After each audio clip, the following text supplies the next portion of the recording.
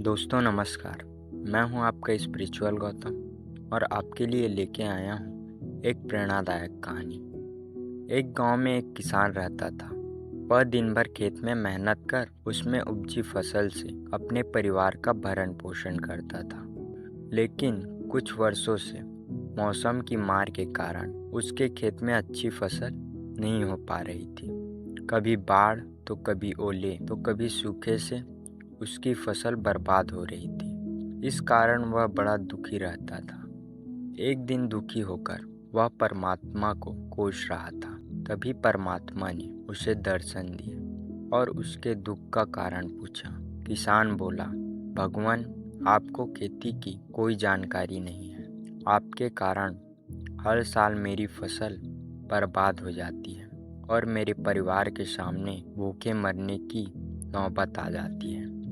एक साल मेरे हाथ में मौसम को नियंत्रित करने की शक्ति दे दीजिए और फिर देखिए कैसे मैं फसल लहलहाता हूँ और अन्न के भंडार भर देता हूँ। परमात्मा बोले, ठीक है, आज से तुम ही मौसम को नियंत्रित करो, मैं इसमें कोई दखल नहीं दूंगा। किसान बहुत खुश हुआ। उसने उस साल गेहूं की फसल बोई। मौसम का पूरा नियंत्रण उसके हाथों में था। उसने धूप पानी सब अपने हिसाब से आने दी। तेज धूप, अंधड़, अति वर्षा, ओले आदि से उसने अपनी फसल को बचाए रखा। समय के साथ फसल बढ़ने लगी। फसल देख किसान झूम उठा, क्योंकि इतनी अच्छी फसल उसके खेत में कभी नहीं हुई थी। जब कटाई का समय आया तो वह बहुत उत्साहित था। वह मन ही मन सोचने लगा कि अब भगवान को पता चलेगा कि फसल कैसे ली जाती है। इतने साल वे हम किसानों को यूं ही परेशान करते रहे। फसल कटाई का समय आने पर किसान ने फसल की कटाई की तो गेहूं की बालियां देख उसके होश उड़ गए। एक भी बाली के अंदर गेहूं नहीं था। वह विलाप करते हुए परमात्मा को याद करने लगा। परमात्मा प्रकट हुए तो वह बोला, हे भगवान, ये मेरी फसल को क्या हुआ? परमात्मा बोले, इस बार सब कुछ तुम्हारे नियंत्रण में था। तुमने हवा, पानी, धूप सब कुछ तो फसल के अनुकूल रखी, फिर भी वह खोखली रह गई। जानते हो क्यों? इसका कारण है कि तुमने फसल को संघर्ष करने का अवसर नहीं दिया।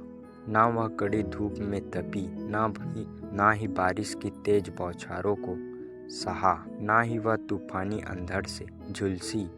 इस कारण वे खोखली रह गई। कड़ी धूप, तेज वर्षा, आंधी तूफान जैसी चुनौतियों के आगे फसल खुद को बचाने संघर्ष करती है। इस चुनौतियों का सामना करने से जिस शक्ति और ऊर्जा का संचार उनमें होता है, वही अंततः अन्न के रूप में उनकी बालियों में संग्रहित होता है। इस बार बिना संघर्ष के वे खोखली रह गई। इस कहानी से हमें यह सीख मिलती है, जीवन में चुनौतियाँ और संघर्ष अति आवश्यक है। चुनौतियों से जूझने और संघर्ष से हमें कई आंतरिक गुणों का विकास होता है। हम साहसी, जुझारू और आत्मविश्वासी बनते हैं। ये हमारे व्यक्तित्व और प्रतिभा के विकास में सहायक है। बिना संघर्ष के हम आंतरिक रूप से खोखले रह जाते हैं। सोना भी तपकर ही कुंदन बनता है। इसलिए कठिन से कठिन परिस्थितियां सामने आने पर संघर्ष से डरना नहीं है, बल्कि संघर्ष के लिए तैयार रहना है। सफलता प्राप्ति का मार्ग अवश्य सुदृढ़ होगा। ऐसे ही प्रेरणादायक कहानी के लिए चैनल को सब्सक्राइब जरूर करें। धन्यवाद।